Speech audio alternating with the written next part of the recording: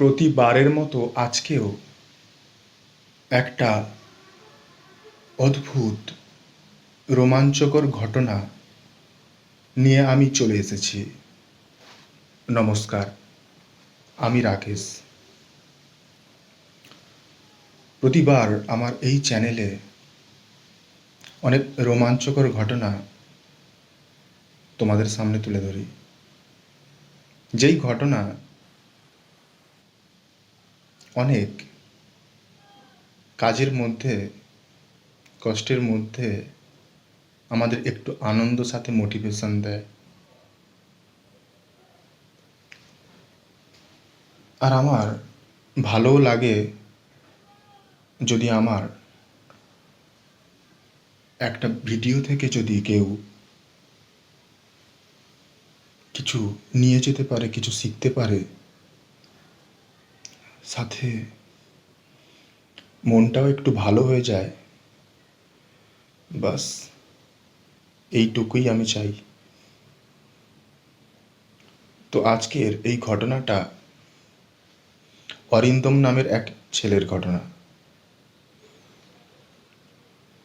অরিন্দম যে তার বাড়িতে টিউশন পড়িয়ে সংসার চালাতো, একদিন অরিন্দম বাড়িতে একা আছে, বাড়ির লোকজন, বাবা মা বাইরে কোথাও ঘুরতে গেছে। তো অরিন্দম রাতে যেহেতু একা আছে তাড়াতাড়ি ঘুমিয়ে পড়ে এবং অরিন্দম রাতে যেহেতু ছাদে ঘুমোতো, সিঁড়ি দিয়ে নিচে বাথরুম করার জন্য সিঁড়ি দিয়ে নামতে থাকে এবং সেই সময় অরিন্দম শুনতে পায় ঝুমঝুম করে নুপুরের একটা শব্দ, সাথে কেউ হাঁটছে। অরিন্দম ভয় পেয়ে যায়, ভাবে হয়তো ভুল শুনছে। তারপর অরিন্দম বুঝতে পারে অরিন্দম একা ওই বাড়িতে নেই, ওর সাথে আরও কেউ একজন আছে। অরিন্দম ভয় পেয়ে যায়। তারপর অরিন্দম আরও নিচের দিকে যখন নামতে থাকে, মোবাইলের ফ্ল্যাশ দেওয়ালে পড়ে, দেখে দেওয়ালে চক দিয়ে লেখা,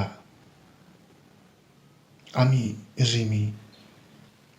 তখন অরিন্দমের মনে পড়ে ওর টিউশনে এক ছাত্রী আত্মহত্যা করেছিল, কারণ ও একাকিত্ব ফিল করতো, সাথে সবাই একা একা বলতো, টিউশনের ছাত্রছাত্রী। অরিন্দম তারপর ভয় না পেয়ে আলো জ্বালিয়ে নিজের রুমে এসে ওই ছাত্রীর কথা মনে করতে করতে দুঃখে ঘুমিয়ে পড়ে এবং অরিন্দম তারপর বুঝতে পারে কেউ একা থাকলে তার কষ্টটা কি। তো কেউ যদি একা থাকে, তার সাথে ডিপ্রেশনেরও শিকার হয়, তাকে পারলে হেল্প করো। একাকিত্ব এবং ডিপ্রেশন অনেকটা অন্ধকার সিঁড়ির মতো। আমাদের জীবনে যখন আমরা একা হয়ে যাই, সেই সময় শুধু একজনের একটু আলো আমাদের জীবন পরিবর্তন করে দিতে পারে ভালো দিকে। তো প্রতিবার আমি এই রকম ভিডিও আমার চ্যানেলে আপলোড করি। এখন রিসেন্টলি দেখছি আমার চ্যানেলে ভিউজ আসছে না, যে কজন দেখে তারা ভালো কমেন্ট করে, পজিটিভ কমেন্ট করে।